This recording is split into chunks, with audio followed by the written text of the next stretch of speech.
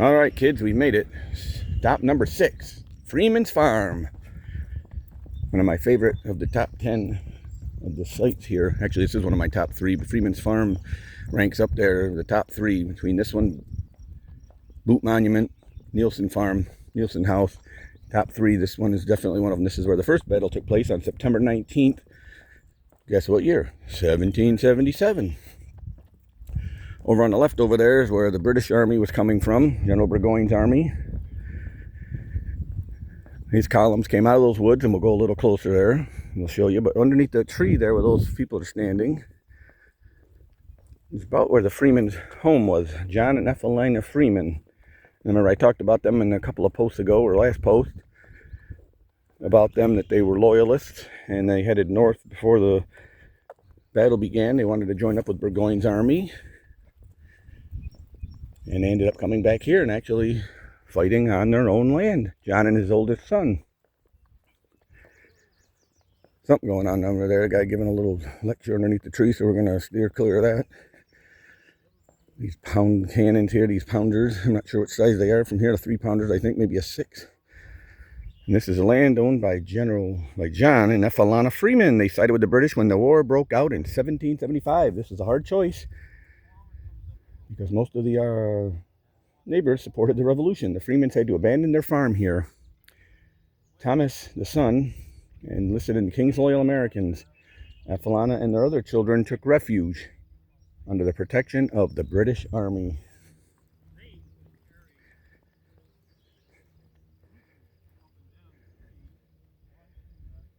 So we're going to go around, do a little more tour, and then I'm going to come back and get photographs of all these beautiful new markers. Artwork by guess who?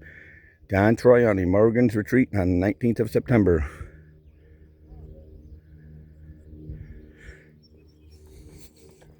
We're going to sneak by here. 2 clashes on the same farm, Freeman's Farm. We're going to sneak by this tour here. And I'll show you the trail that goes down into the woods, which is where the British split their command into 3 units. That way's the Hudson River. That's where Van Ray Diesel had his men camped over there on the river, along with their supplies and their medical hospital and all the provisions that were on bateaus in the Hudson River. Now we go down here. This is where the British came out of these three columns came out of these woods. They weren't left to right. They were straight back, coming out of these woods. Popped a few shots. So this here says Saratoga, the Battle of September 19th, Freeman's Farm, the gift of Honorable Geo George West. Called Liaison Trail. We're going to take a little poke down into here. I've never been down into here. We're going to go. Once again, people, friends, all you guys out there listening, look across over there. My little finger here, right there, and above my finger. Ooh, it's going out of focus. Ooh. Anyways, see out there those 2 buildings. Visitor Center. Took a picture from there out to here. That's the Visitor Center, looking here, back to where Freeman's Farm was located. House was there. Barn was that way a little bit, and the crops are over to our left over here, the fields. But remember the tops here. White posts with the red tops. So what we're going to do, we're going to go down into here. And then I'm going to come back out like the British would have come attacking during that first battle. So we'll see you in a second when I attack. We are deep in the woods here, folks. Well, a little ways in the woods. Thick, dense field. Now, at this time during the history of our country, 77, these were canopy trees around here. They weren't these small ones with 6-8-inch trunks. They were 3-foot trunks. Canopy trees. It's huge. Huge canopies. You were surrounded by trees here, other than the fields that were located in this area. This is all second growth that was done in the early 1900s.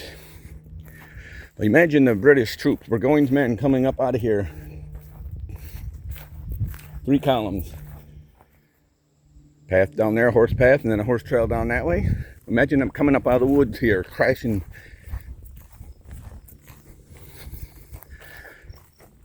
Coming up on Freeman's Farm here. Over here to the left where that area is there, where it is a meadow, was Freeman's farmland, his pastures, his fields that he harvested.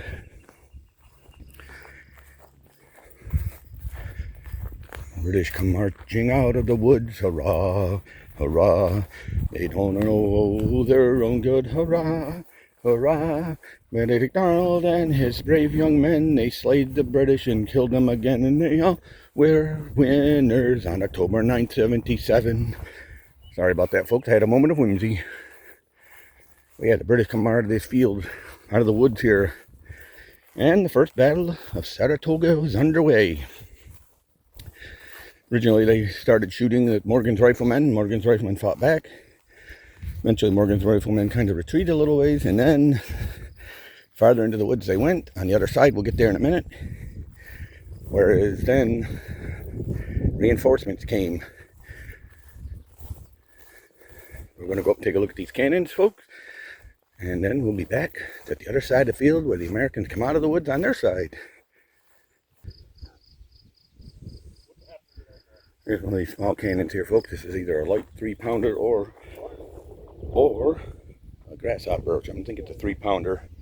This is a 6-pounder here, and if you notice on the cannon, it has the Royalist. That's a British cannon. Latin. This was taken by the Americans after the Battle of First Saratoga. So now we're going to head up way over yonder in those woods way over there, which is where Arnold deployed his men, and they come out of the wood crashing just like the British did behind us. There's another 6-pounder here.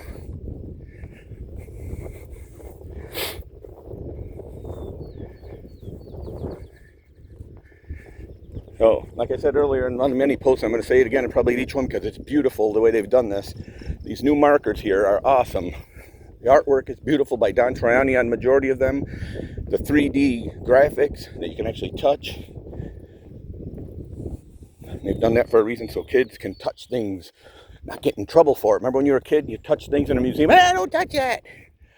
This stuff they encourage you to touch. Rub the barrel of the gun. Feel what it was like. Feel the size of it. Now these guns coming up here, there's a musket and there's a rifle. And they're about 3/4 scale. So they're not full scale, but they give you the idea of what a rifle looked like and what a musket looked like. Majority of the men, big majority, fought with muskets. Smoothbore musket, shot a ball. Didn't go so far, wasn't very accurate. But then again, we had the riflemen. Remember Morgan's riflemen, 400 of them from Virginia, Pennsylvania, and Maryland came up. Schuyler had asked them, Washington, for them men, and eventually they came up after Gates had taken command. So these 400 men made up Morgan's riflemen. And the rifles were super accurate. They didn't have a barrel that was rifled all the way. It had lines in it that made the bullet go farther, more accurately. And here they are. They had rifles, ravines, and deep woods fighting. And this was... Oh, these replicas are 90% of scale, so they're pretty close to the size that they would have been. Musket on the top, rifle on the bottom. The riflemen slowly reformed in the woods in front of you. Morgan's riflemen over here, and you see the red top post, that's the British lines. Trees and deep ravines protected them from British infantry in the open field to the left. Remember over here was where Freeman had his crops. They poured devastating fire into the British and the 20th Regiment of Foot. These redcoats came into the woods to close in with the Americans. They failed to reach them. General Burgoyne's soldiers had previously trained in treeing, fighting behind trees, going behind. Remember, these were canopy trees, huge. They were able to hide behind the trunk of the tree 3 or 4 feet across and hide, and then shoot out, duck back behind and protect themselves. But few of the redcoats had combat experience, unlike the riflemen they faced. So now we see those little cannons over there.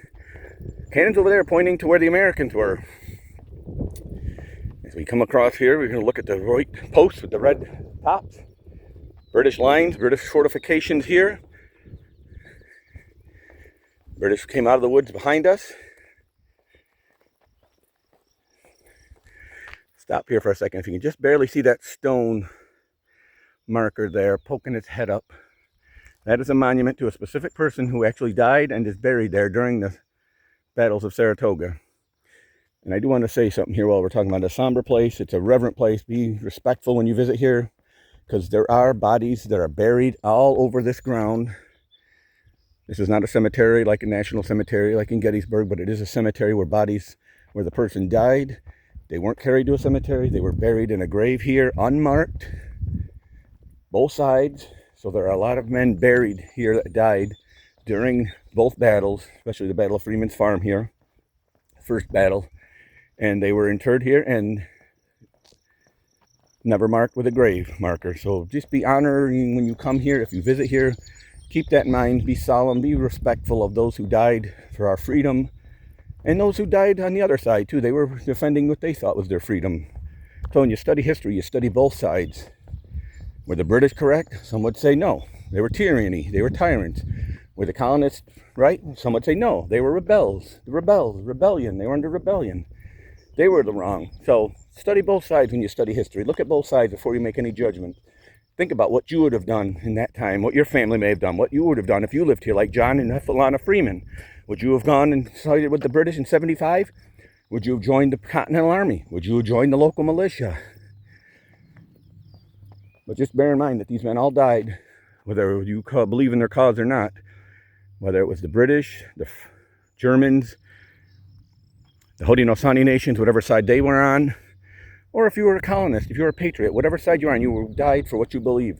So respect those people when you come here. Respect those bodies. So the rebels on the left here, the rebels, this is the patriots, fled every charge deeper still into the woods. Over here, in action at Freeman's Farm, the 62nd Regiment charged 4 times with the national weapon. That's right, the national weapon was the bayonet. And furiously too. Quitting their post each time, the conflict was grievous to behold. The contest was unequal. The rebels fled at every charge deeper into the woods. So into these woods, wasn't these actual trees, but this is where they were. But the British troops returned to their position. When they returned to their position, they were slowly followed, and those who had been the most forward in pursuit of the Americans in the woods were the first to fall. This is at 4:30 on September 1977. So in those woods, Benedict Arnold sent men. Go reinforce Morgan's riflemen. Neither side could boast of driving the other from the field. 3:30. General Arnold had sent the 1st New Hampshire Regiment to bolster the scattered riflemen. They battled the 62nd Regiment afoot here. The Americans lost so many of the men that they were obliged to retreat. The 3rd New Hampshire and Colonel Thaddeus Cook's Connecticut militia, hurried to their support. Then the 1st New Hampshire returned and renewed the attack. The fighting raged for hours, back and forth. The British found themselves greatly outnumbered. Here's more cannon. Beautiful cannon.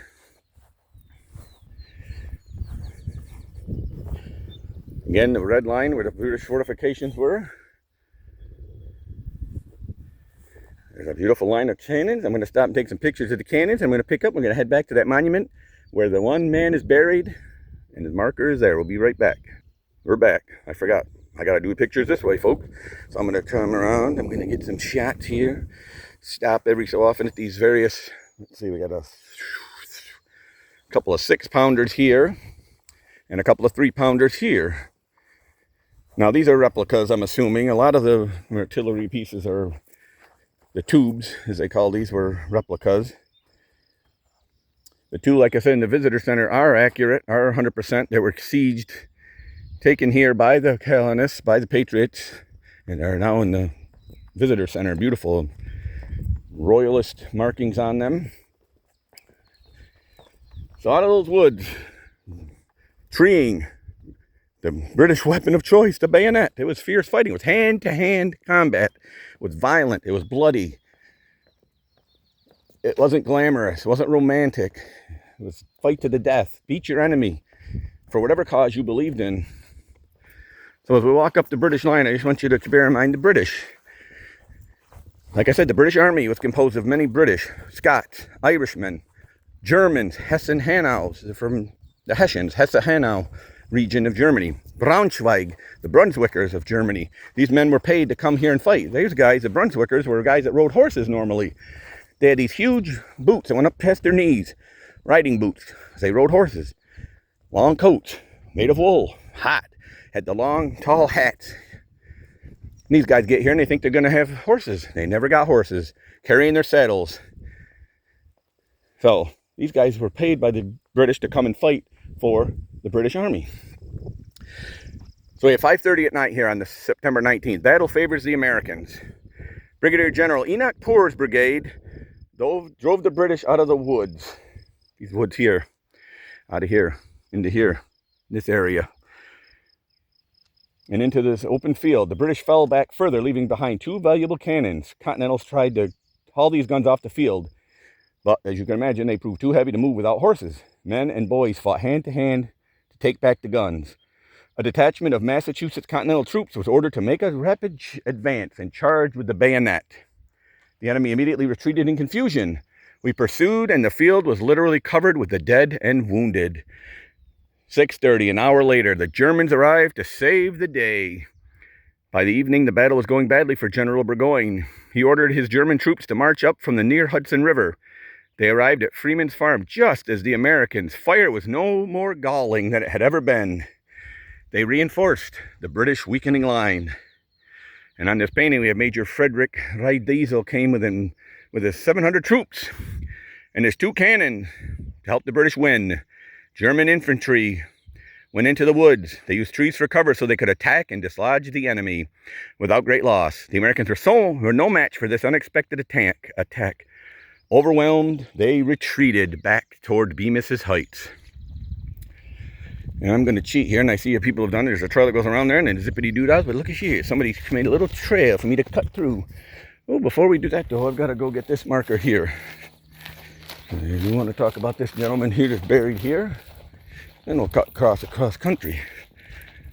Now, years later, his family came, and they put this marker here where they thought it was in proximity of where he had fallen, where he was buried, where he lies now for eternity.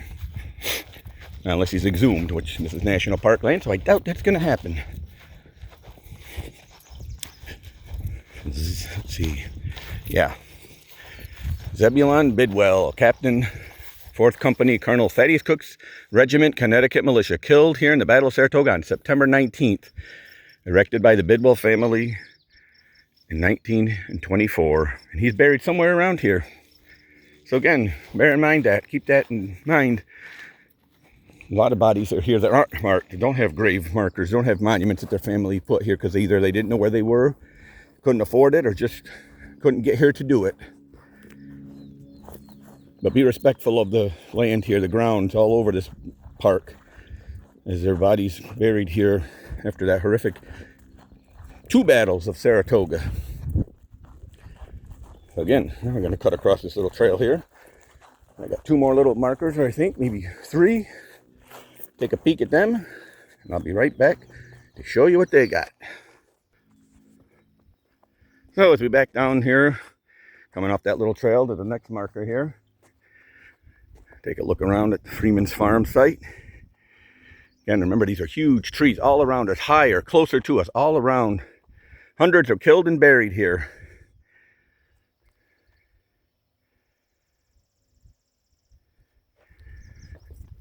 Keep that in mind.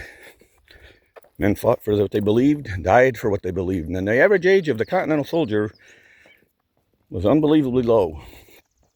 When they did records, they checked all the units of who was actually a fighter, a warrior, a soldier.